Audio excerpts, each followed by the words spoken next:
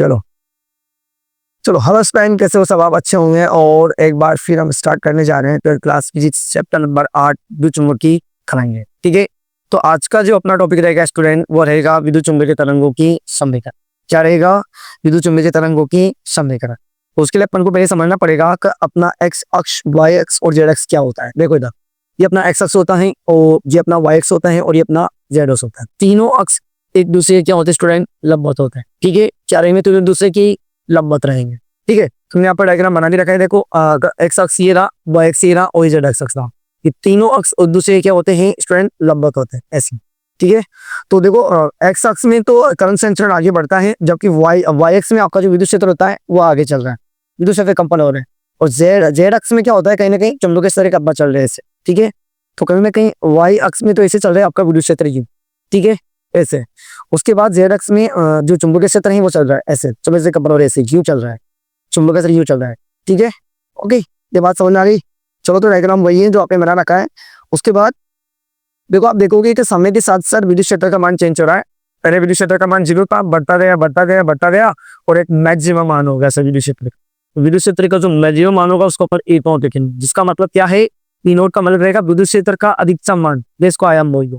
उसके बाद देखो चुंबकीय क्षेत्र भी सर समय के साथ चेंज हो रहा है। तो देखो चुंबकीय क्षेत्र जब जेड अक्ष में चल रहा है तो उसका भी एक मैक्सिमम मान होगा। क्या होगा? मैक्सिमम, जिसका नाम रहेगा चुंबकीय क्षेत्र का अधिकतम मान।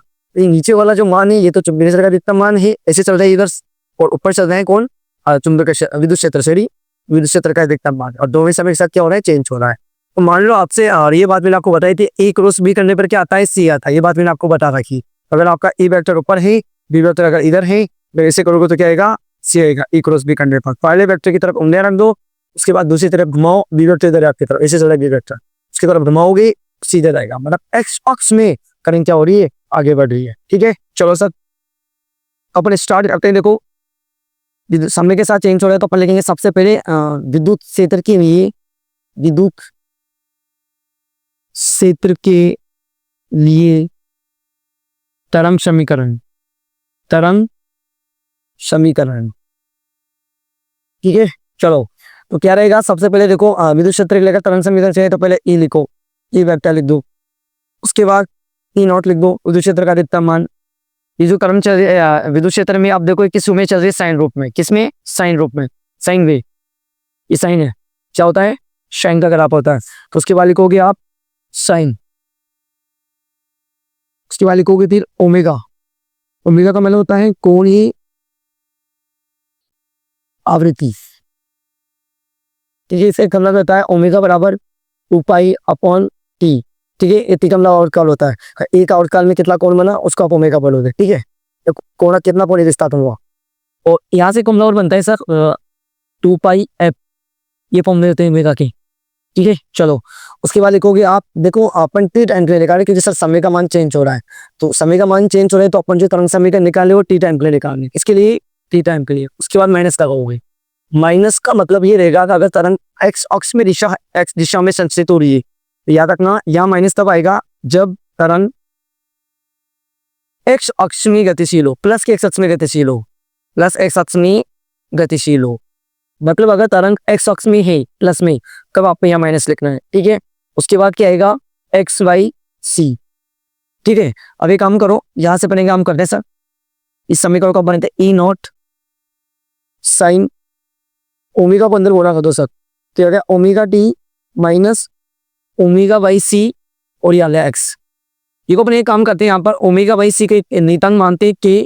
ठीक है, इसके का एक मान और होता है 2 पाई अपॉन लैम्बडा। ठीक है, लैम्बडा का मतलब आप जानते हो एक चक्कर में कितनी दूरी तय करता है, इसको आप लैम्बडा बोलते हो। जैसे मान लो ये तरंग है, ये एक चक्कर में कितना आगे वाला, उसको बोलते हैं लैम्बडा, तरंग दे रहे। ठीक है, चलो तो लैम्बडा तरंग धीरे होता है, तो यहाँ से फॉर्मूला क्या बना? यहाँ से फॉर्मूला बनेगा ई नॉट साइन ओमेगा टी और ओमेगा सी अपन ओमेगा अपन सी को अपनी क्या बना? के आ जाएगा क्या? के एक्स। तो ये जो समीकरण है स्टूडेंट, यह है विद्युत क्षेत्र के लिए। किसके लिए? विद्युत क्षेत्र के लिए। ये तरंग समीकरण होता है विद्युत क्षेत्र के लिए। सेम ऐसे अपन एक समीकरण बनाएंगे चुंबकीय क्षेत्र के लिए, तरंग समीकरण। ठीक है, तो चलो यहाँ लिखता हूं मैं इस जगह पे, चुंबकीय क्षेत्र के लिए, चुंबकीय क्षेत्र की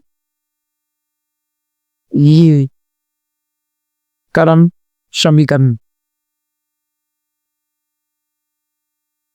ठीक है, तो चुंबकीय क्षेत्र के लिए तरंग समीकरण करेगा सेम रहेगा सर। सबसे पहले क्या लिखोगे, b not, okay sorry b vector, okay उसके बाद लिखोगे बी नॉट चुंबकीय क्षेत्र अधिकतम मान, उसके बाद साइन, पूरी साइन रूप में चल रहा है साइन, उसके बाद ओमेगा लिख दो, वही t minus x by c. Minus आने का मतलब वही का चुंबकीय क्षेत्र में किसमें चल रहा है, एक्स अक्ष में चल रहा है, ठीक है माइनस आएगा। तो फिर आगे चलो, बी वेक्टर बराबर डी नॉट साइन ओमेगा को अंदर बोला था तो ओमेगा की माइनस ओमेगा बाई सी और एक्स कर दो, वही ओमेगा बाई सी को मैं क्या लिख दूंगा, एक्स लिख दूंगा, सॉरी क्या लिख दूंगा। तो बी वेक्टर बराबर b not sine omega T minus के एक्स, ठीक है। ये आ गया किसके लिए, चुंबकीय क्षेत्र के लिए तरंग समीकरण। तो याद रखना, अगर आपसे एग्जाम में पूछे विद्युत क्षेत्र के लिए तरंग समीकरण क्या होता है और चुंबकीय क्षेत्र के लिए तरंग समीकरण लिखिए, तो आप डायरेक्ट उन दोनों समीकरणों को याद करोगे। डायरेक्ट आपकी बुक में दे रखा है, एनसीईआरटी बुक में डायरेक्ट दे रखा है। ये कहां से बना, ये एनसीईआरटी बुक में नहीं है सब, ठीक है। तो ई वेक्टर बराबर होता है E naught sine omega T minus के एक्स। ई नॉट का मतलब क्या है, विद्युत क्षेत्र का अधिकतम मान। उसके बाद ओमेगा का मतलब आवृत्ति होता है, कोणीय आवृत्ति, जिसको कोणीय वेग बोल सकते हो, कोई दिक्कत नहीं, ओके। और ओमेगा बाई सी को अपने नियतांक के मानते हैं, इसका एक फॉर्मूला होता है के और होता है 2 पाई अपॉन लैम्ब्डा के बराबर होता है, ठीक है। तो मैं ओमेगा बाई सी की जगह मैंने लिख दिया, देखो यहाँ पर ओमेगा बाई सी की जगह क्या आ गया, के आ गया। देखो यहाँ के फॉर्मूला ये बन गया। विद्युत क्षेत्र के लिए तो बना E naught sine omega T minus के एक्स, और चुंबकीय क्षेत्र के लिए बना B not sine omega T minus के एक्स। तो ये तो रहेगा विद्युत क्षेत्र के लिए तरंग समीकरण, और ये रहेगा चुंबकीय क्षेत्र के लिए तरंग, ठीक है। तो इस तरह से तरंग समीकरण बुक में दे रखे, आप इनको डायरेक्ट याद रखें। आगे चलो फिर अपन उसके बाद अपन एक संबंध और एक फॉर्मूला और जानेंगे सर। इनको हटा दो यहां से, चलो सर इसको भी हटा देता हूं, ये बन गया फॉर्मूला, इसको हटा दो सर यहां से।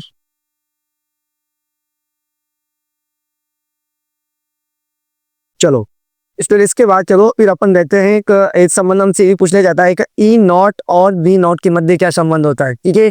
मतलब विद्युत क्षेत्र के अधिकतम मान और चुंबकीय क्षेत्र के अधिकतम मान में क्या संबंध होता है।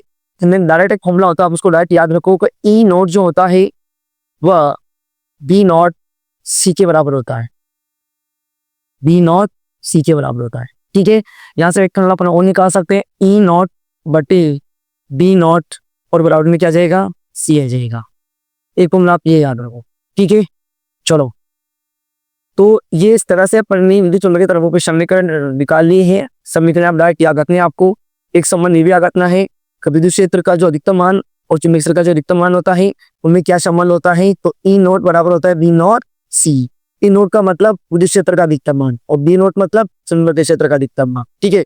और सी आप जानते हो प्रकाश का वेग होता है। ठीक, इस तरह से ये तो कंप्लीट हो गया। और एक एनसीईआरटी बुक में क्वेश्चन ये भी दे रखा है स्टूडेंट, क्या हमसे कभी कभी पूछ लिया जाता है, सिंधी कीजिए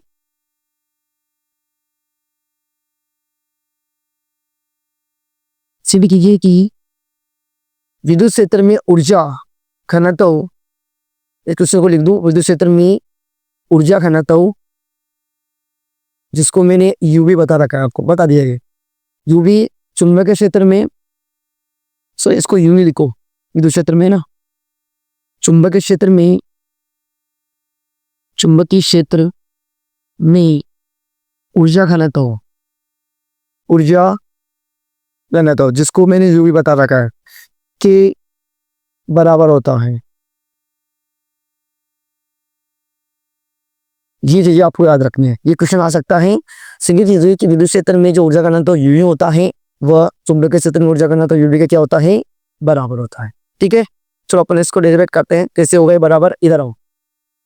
तो हम जानते हैं कि विद्युत क्षेत्र में चुंबकीय क्षेत्र में जो ऊर्जा घनत्व होता है, हम कहेंगे हम जानते हैं कि चुंबकीय क्षेत्र में ऊर्जा घनत्व, क्षेत्र में ऊर्जा घनत्व, ठीक है। ये चीजें मैंने आपको इससे पहले वाले लेक्चर में बता रखी है, ठीक है। चलो तो ये यूवी कितना होता है इसका एक फॉर्मूला बताया था मैंने direct, b square r m s बटे 2 बी नॉट, ठीक है। और ये जो b square r m s होता है स्टूडेंट, इसका मतलब होता है चुंबकीय क्षेत्र का वर्ग माध्य मूल मान, ठीक है। रूट मीन्स स्क्वायर, इसका मान होता है बी नॉट बटी रूट दो।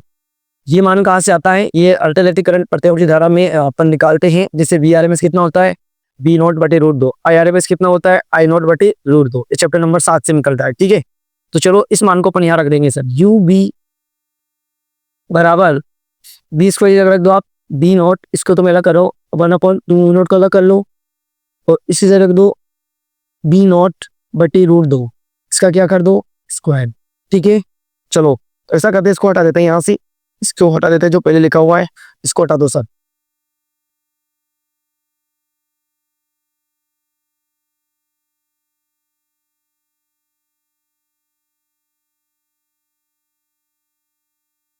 चलो इसके बाद देखो अपन इसको यहाँ करते हैं, आओ इधर।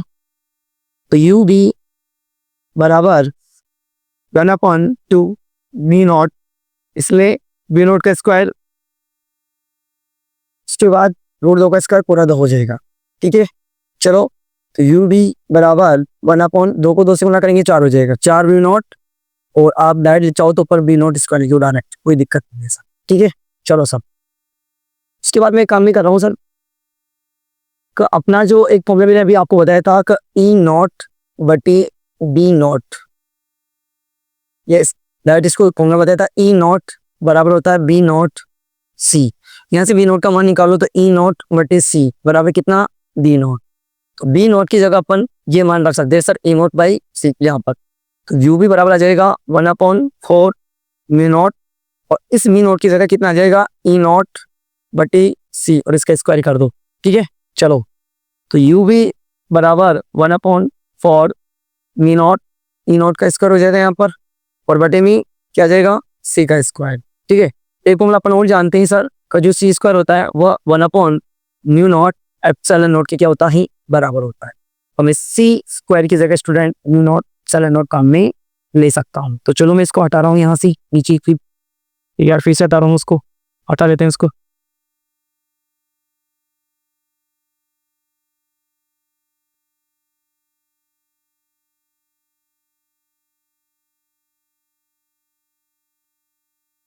चलो इसके बाद देखो यू वी बराबर 1/4 म्यू नॉट, ये ई नॉट का स्क्वायर चलने दो, सी स्क्वायर स्टूडेंट क्या आ जाएगा 1/म्यू नॉट एप्सिलॉन नॉट, इसी कट जाएगा स्टूडेंट, बिल्कुल कट जाएगा सर, या एप्सिलॉन नॉट है। ठीक है, लिख दूँ, चलो तो यहाँ क्या बचा यू बी बराबर, यहाँ बचा ई नॉट का स्क्वायर बटे, यहाँ बचा 4, ये कर चुका है, और ऐसा लाइक काम करते हैं, ये कहाँ जाएगा ऊपर जाएगा सर, एप्सिलॉन नॉट चल जाएगा सर, कोई दिक्कत नहीं, क्योंकि बटन नीचे बटा तो कहाँ चल जाएगा ऊपर चल जाएगा।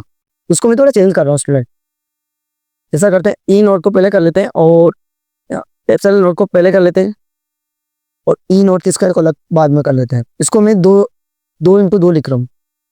ठीक है, चलो कोई दिक्कत नहीं, कुछ भी नहीं किया मैंने, एप्सिलॉन नॉट को मैंने पहले लिख दिया, ई नॉट का स्क्वायर मैंने बाद में कर दिया, 4 को मैंने लिख दिया 2 × 2 सर। क्यों लिख रहा हूँ इसका कारण बताऊंगा। चलो यू भी बराबर आगे चलते हैं अपन, एप्सिलॉन नॉट बटे 2, एक काम में कर रहा हूँ, यहाँ क्या है ए नॉट का स्क्वायर, तो इसको तो लिख रहा हूँ मैं ए नॉट, और पूरे 2 को मैं लिख रहा हूँ √2, और इसका स्क्वायर।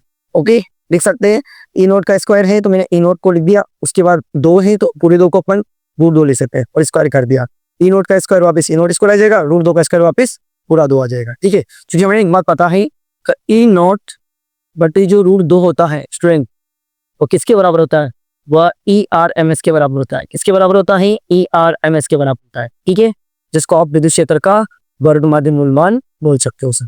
तो चलो सर यू बी बराबर यह आ जाएगा ई नॉट बटे 2, और इसी जगह आ जाएगा E² RMS। ठीक है, चलो तो यू बी किसके बराबर आ गया, मैं यहाँ लिख दूँ, यू बी किसके बराबर आ गया 1/2 एप्सिलॉन नॉट और E² RMS। और मैंने आपको बता रखा है कि आपका जो यू होता है विद्युत क्षेत्र में ऊर्जा घनत्व, वो 1/2 एप्सिलॉन नॉट E² RMS के क्या होता है बराबर होता है। इसका फॉर्मूला मैंने आपको इससे पहले लेक्चर में बता रखा है। कि मैं बताऊँ ये यू भी किसके बराबर आ गया, इसी जगह अपन क्या लिख देंगे, क्योंकि ये किसके बराबर होता है यू के बराबर होता है, कि आ गया आपका यू ही। तो इस तरह से अपने दिखा दिया कि सर चुंबकीय क्षेत्र में जो ऊर्जा घनत्व होता है वो विद्युत क्षेत्र में ऊर्जा घनत्व क्या होता है बराबर होता है। ये क्वेश्चन आ सकता है। ये तो है आपका चुंबकीय क्षेत्र में ऊर्जा घनत्व, चुंबकीय क्षेत्र में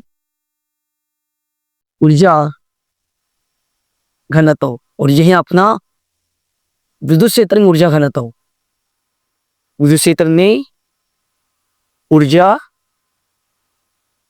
घनत्व। ठीक है, तो हमने प्रूव कर दिया कि वाकई में सर विद्युत क्षेत्र में जो ऊर्जा घनत्व होता है वो चुंबकीय ऊर्जा घनत्व क्या होता है, बराबर होता है। ठीक है, तो इस लेक्चर में अपन ने जाना कि बहुत कम बचा हुआ खाट है, थोड़ा सा चैप्टर बच रहा है, उसके बाद अब इस चैप्टर को अपन खत्म करने वाले हैं। ठीक है, अपन नेक्स्ट लेक्चर में देखो बहुत इंपॉर्टेंट टॉपिक पढ़ने वाले हैं, एम्पीयर के नियम में संशोधन। मैक्सवेल ने जो एम्पीयर का जो नियम दिया था वो गलत बताया, ये गलत है और ये क्या सही है, इसके नेक्स्ट लेक्चर में अपन जानने वाले हैं कि एम्पीयर ने मैक्सवेल ने एम्पीयर के नियम में किस तरह से संशोधन किया, उसमें क्या सुधार किया, वो अपन नेक्स्ट लेक्चर में जा। ठीक है, तो वीडियो को लाइक करना है, शेयर करना है, कमेंट करना है और अपने दोस्तों को जरूर शेयर करना है। Thank you so much.